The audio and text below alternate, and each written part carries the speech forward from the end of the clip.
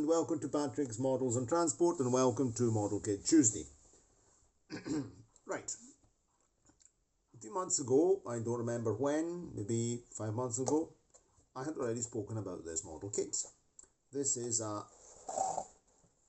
quite an obscure manufacturer, Aer Srl, Moldova, made in Moldova, Republika Moldova. SRL means limited company. In Italian we also have limited company, we say SRL, Società a Relazioni Limitate, limited company. Excuse me, I'm a bit tired today. I was up very early. I had to go to a meeting at office opening times, and it's been a busy day. Okay, so today we're going to talk about this model kit and this vehicle in detail. I just introduced it, and you'll find it was before I came up with the idea of Model Kit Tuesday, so you'll find the link in the description box of this video to the previous video dedicated to this model kit. So the other thing, what I'm going to do is, after this is just a presentation of the unbuilt kit, the history of the vehicle, and then I'm going to begin working on this. I'm going to begin building it, because I have to start building a kit again. I want to start from something relatively simple, but not something too small. I've got a couple of those Zvezda 1/100 scale models to build, but I want to build something a little bit bigger to begin with. Okay, so this is a GAZ 67. Or also known as the Soviet Jeep.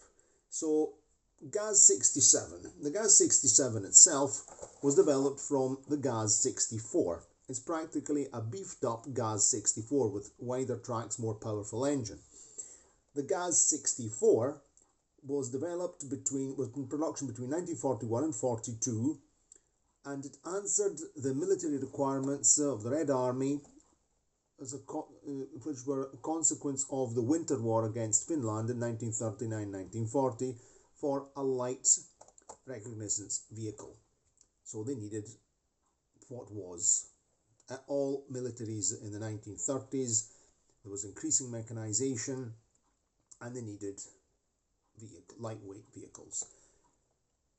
And it was then developed throughout starting from 1942, it was beefed up into the GAZ 67. The GAZ 67 was then developed into the GAZ 67B with a more powerful engine. You find all the information on Wikipedia. I had a look at various things, more websites, etc., etc. So, production of the GAZ 64 was relatively limited because there was a vast abundance of American Jeeps with the Lend and Lease program. So GAZ concentrated on the armored cars. On their armored cars, that used the same running units, and production increased towards the end of the war with the GAZ 67 and GAZ 67B, which was in production between 1943 and 1953, reaching over a production of over 90,000 units. In fact, around 92,000 units. The vehicle has a 54 horsepower, 3,280 cc cubic centimeter petrol or gasoline engine, so a 3-litre engine, and it remained in production until 1943. It saw service extensively in the last years of the war, of World War II and post-war. And it was employed, so World War II, the Korean War, the Indochina War, which saw the French fighting against the communist Viet Cong in Vietnam, in French Indochina. It was eventually replaced by the GAZ 69. The GAZ 69 would then be the first step towards the current was off-road vehicle range, but that's another story. Anyway, let's have a look at the model kit now. So this is a model kit made in Moldova, and you can see that it's written It's actually mainly written in Russian, okay, and the box is very nice, the artwork is very interesting. Army car, model kit. It says here, joint production of Aer Moldova and Eastern Express Co. Russia. Okay, so it's a sort of joint production. So I guess this is made by a Moldavian company which I don't know if Aer Srl is still in business or not. I have no idea. And we also have to remember that Moldova, Republika Moldova, they speak Romanian. They speak the majority are Romanian speakers. There's a Russian-speaking minority. There's also a de facto independent state in Transnistria. It's a very hot subject, so I'm not going to go and talk about geopolitics. I'm just stating facts right now. Beginning of 1990s, there was a war. A very, very complicated situation. So I'm not wandering into the history. If you want to look up the history of Moldova, which is fascinating, absolutely, or Basarabia, which was the original name of that area of Romania, or Romania, when it was part of the Romanian-speaking territories. It was controlled by Romania between 1918, at the collapse of the Russian Empire, and before that, it had been before Romania was formed, it had then been absorbed by the Russian Empire as a consequence of wars against the Turks. I cannot remember the exact date now. Basarabia, and so it was Romanian until 1939 with the Vienna Diktat, where Romania was forced to give up territories in favor of Soviet Union, Basarabia, and Hungary, northern Transylvania.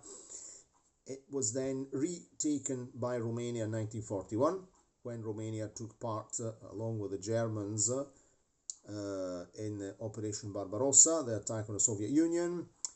It was then lost yet again at the end of World War II, when it became the Moldavian Soviet Socialist Republic. And that is a completely different story. Anyway, from a linguistic point of view, Moldavian is a version of, I speak Romanian, I know Romania very well. It's a version of Romanian. We can say it is Romanian, but it's a national version of Romanian. There are many, many different words which are used. It's very interesting. I really like the culture of Moldova. One of my favorite Romanian singers is Pavel Stratan. He's Moldavian. And so I'll make a post with some of Pavel Stratan's songs in the social part. He's really one of my favorite Romanian speaking singer, and he's Moldavian. And very nice people, very artistic, music, acting, etc. And so I always enjoy talking about Moldova, even if I've not been myself. Talking about trains, which is generally the main subject of my channel. There is a very interesting train, the train of friendship, Trenul Prieteniei, which connects Bucharest to Chișinău, and it has old Soviet rolling stock. It's a night train, and I would really like to take it once. I've seen it in Bucharest. I'll have to post a video of it, because I have some videos in the computer, some old videos I shot in Bucharest, Gara de Nord railway station, and so we could maybe see that as well on another occasion. So let's have a look at the model kit. It's still got the packing polystyrene. I bought this on Vinted months ago. Let's get rid of all these polystyrene worms. I never took them out of the box. I'll have to take them out of the box because there's no point. I'll recycle them for some other packet. So I'll sell other stuff. Okay, perfect. So we have decals. Here's the decals with various there's some slogans, there's information, there's various badges. We'll have to identify what there isn't even. I'll have to see if there's a map that tells me what decals to put where. I think I might have to look through a lot of videos. There's also a decal here if we want to give it Polish identification. these were the Polish troops that were fighting alongside the Red Army. They were also known as Lublin troops because there was a Soviet-controlled Polish national government in Lublin in opposition to the Polish government in exile in London. And we know that excuse me and we know that there was a lot of debate about this during World War II. Two different, very, very complicated situations in Poland, but I'm not here to talk about it, even if it's a very, very fascinating historical topic.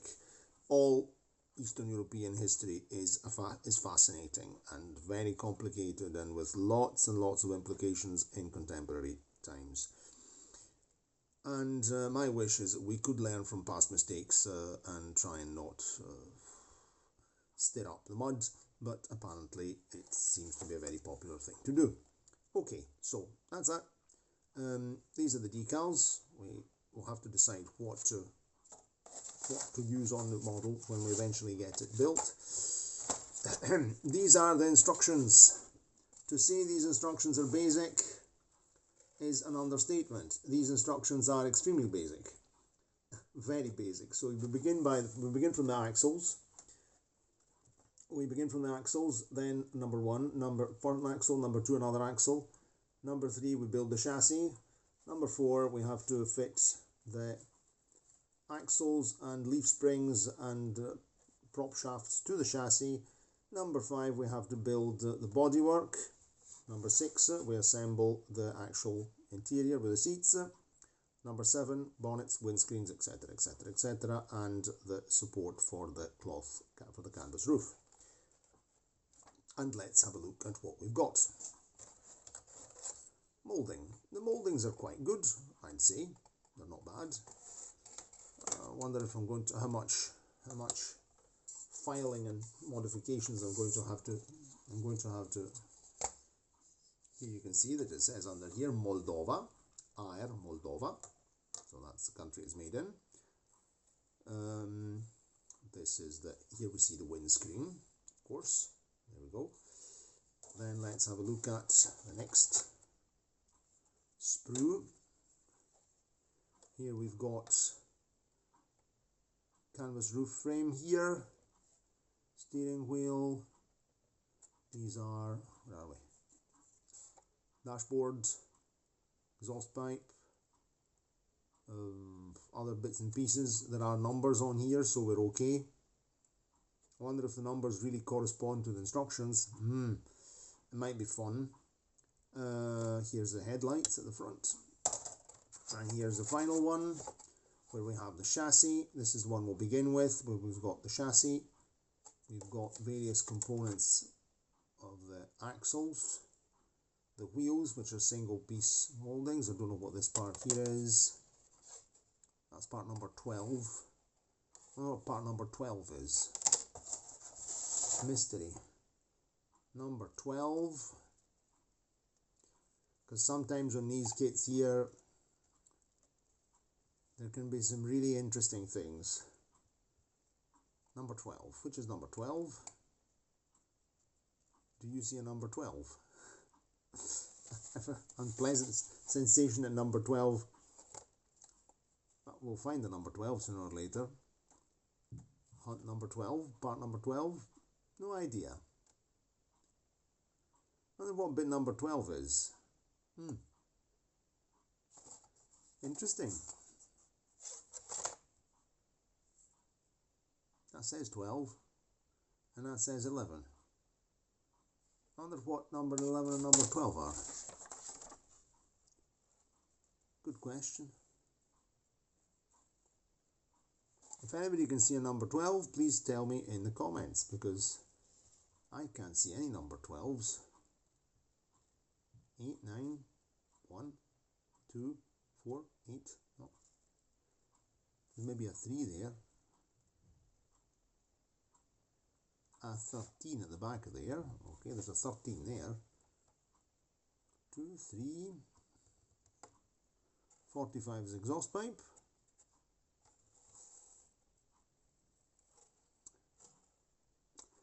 Maybe number 12 is for the BA64 armoured car.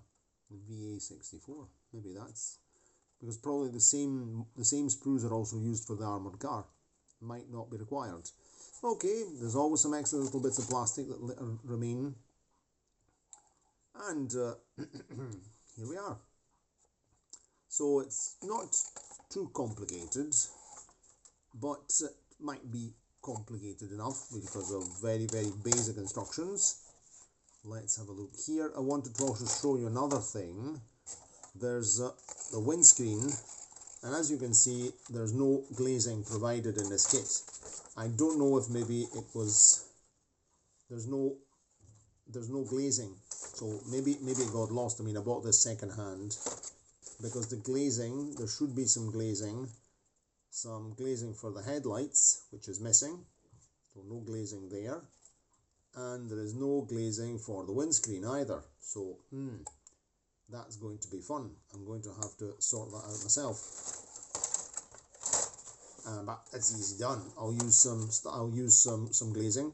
I've got glazing, sheets of glazing, and we can easily make the glazing for the headlamps. We can use either just glue and glaze, or I can use my paper drill to punch some circular discs to make the glazing. Anyway, and then we can actually finish them off and somehow using a cutter or something to be able to get the right kind of effect. Anyway, that's easy done. It's not really a problem. It's not really a problem that we're missing the glazing. Okay, so that's a kit. I'll be getting to work on this thing here in the next during the week. I'll definitely be working on it, and this way next Tuesday, which will be the following episode of Model Kit Tuesday, I will assemble a video. Probably it will be part short videos, maybe a recap video, and then a series of photographs. Maybe a photo assembly video might be the best thing with a voiceover. I might do that, definitely work like that, showing you step by step the various step by step construction of the model. And I'm going to have to look at a lot of photographs to have an idea on it says there are 76 parts, and what else, it's all written in Russian, so I have no idea.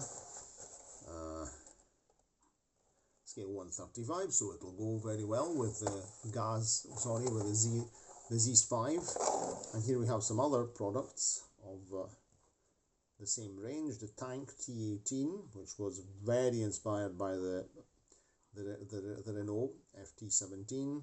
Here's the GAZ BA64 armoured car. Here's the T38 light tank, and here's another T20 light tank as well. So here we are. That's I don't even know when this was produced. No idea at all. So there we go. GAZ 67. This is the next project, and see you again next week for Model Kit Tuesday, and I'll be able to show you what I've managed to do on this model. Regarding Model Kit Tuesday, do not make things boring.